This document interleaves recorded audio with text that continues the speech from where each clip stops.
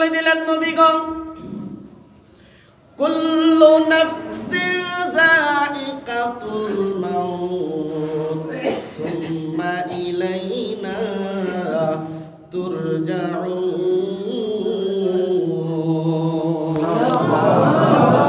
আল্লাহ রাব্বুল আলামিন আজ থেকে প্রায় বহু বছর পূর্বে বিশ্ব নবীর উপরে এই কোরআনুল কারীম খানা নাজিল করে দিয়ে নবীজিকে ডাক দেয়া বললেন, নবী গো, ইয়া রাসূলুল্লাহ, ইয়া হাবিবাল্লাহ, আপনি বলে দেন, আপনি জানিয়ে দেন, আমি আল্লাহ রাব্বুল আলামিন এই জমিনে যতগুলা কীট পতঙ্গ, যত জীব জানোয়ারকে সৃষ্টি করেছি, এক কথায় আমি আল্লাহ রাব্বুল আলামিন যাদেরকে জীবন নামক রূহটা দান করে দিয়েছি, রূহ নামক দৌলতটা দান করে দিয়েছি, রূহ নামক নেয়ামতটা দান করে দিয়েছি, ও নবী গো, আপনি বলে দেন এই জীবগুলাকে অবশ্যই অবশ্যই একদিন মৃত্যুর স্বাদ গ্রহণ করা লাগবে। আওয়াজটা ঠিক কিনা? কিসের কথা বলছে? মৃত্যুর স্বাদ গ্রহণ করতে হবে, মরে যাবে এই কথা কি বলা হয়েছে? এই কথা বলা হয় নাই, মৃত্যুর স্বাদ গ্রহণ করার কথা বলা হয়েছে। আল্লাহ রাব্বুল আলামিন আরেক আয়াতের ভিতরে সুন্দরভাবে জানিয়ে দিচ্ছেন, ইয়া আইয়ুহাল্লাযীনা আমানুত্তাকুল্লাহা হাক্কা তুকাতিহি ওয়া লা তামুতুন্না ইল্লা ওয়া আনতুম মুসলিমুন।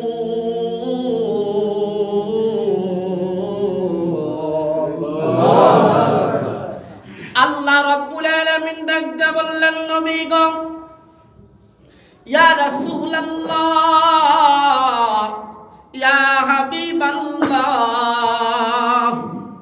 ও নবীজি, আপনি বলে দেন দুনিয়ার জমিনের মানুষগুলোকে স্মরণ করিয়া দেন, জানিয়া দেন এই প্রত্যেকটি মানুষকে যে মৃত্যুর স্বাদ গ্রহণ করা লাগবে, ইয়া রাসূলুল্লাহ, এই মানুষটা যেন এই স্বাদ গ্রহণ করার আগে একবার মৃত্যুকে, এই স্বাদ গ্রহণ করার আগে যেন একবার মরে যাওয়ার ভান করে। কন্যা সুবহানাল্লাহ।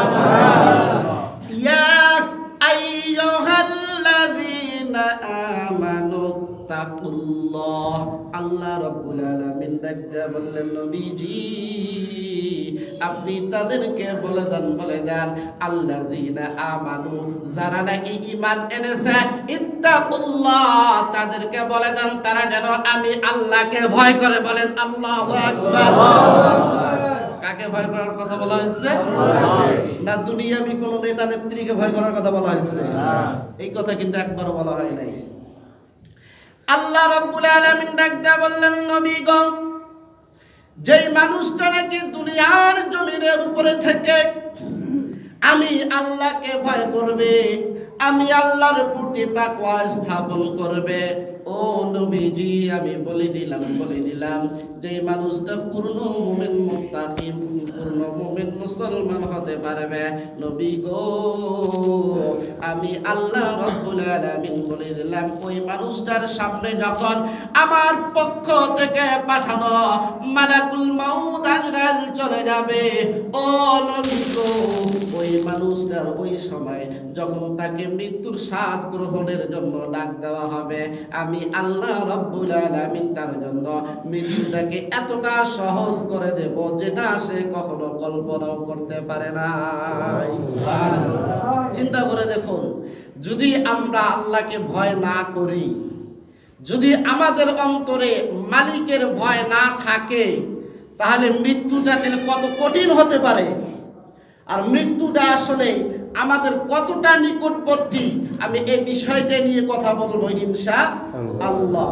মুসলমান ভাইরা রে আমার, কাল লাগান, আল্লাহর পয়গম্বরের কাছে যখন আল্লাহ রাব্বুল আলামিন মালাকুল মাউত আজরাইলকে পাঠাবেন রে মুসলমান, একটু ভালো করে শুনবেন, কোনো ইতিহাস কিন্তু নাই। কোনো কিচ্ছা কাহিনী নয় রে মুসলমান, একটু ভালো করে শুনবেন। মুফাসসিরিন কেরাম কি সুন্দরভাবে তাফসীর করে গেলেন, কি সুন্দরভাবে বর্ণনা করলেন। আল্লাহ রাব্বুল আলামিন যখন বিশ্ব নবীর কাছে মালাকুল মাউত আজরাইলকে পাঠাবে, আল্লাহ রাব্বুল আলামিন আজরাইলকে ডাক দিয়ে বললেন, আজরাইল রে যাও যাও, দেরি করো না, আমার বন্ধু নবীজির দরবারে তুমি চলে যাও। ও আজরাইল, তবে শুনে নাও, শুনে নাও, যখন তুমি আমার বন্ধু নবীজির দরবারে যাবে, ও আজরাইল, যাওয়া মাত্র তুমি তোমার সালাম খানা দিবে, আর আমি আল্লাহ আর আমি বন্ধু আমার বন্ধুর কাছে আমার সালাম পৌঁছাই দিবে। কোন সুবহানাল্লাহ। সালাম বিনিময়ের কথা বলা হয়েছে কার বেলা? নবীজির বেলা। আচ্ছা বলুন তো, আমার আপনার সামনে যখন মালাকুল মাউত আসবে, কখনো কি আমাদের সালাম দিবে নাকি? সুযোগ আছে? বলবে যে ভাই আপনি কেমন আছেন? বলবে যে আপনার তো সময় হয়ে গেছে, আপনার যাওয়া লাগবে? বলবে এই কথা? না রে মুসলমান, না, এই কথা বলার সুযোগ নাই। এই জন্য এই কথাটা বলার সুযোগ নাই।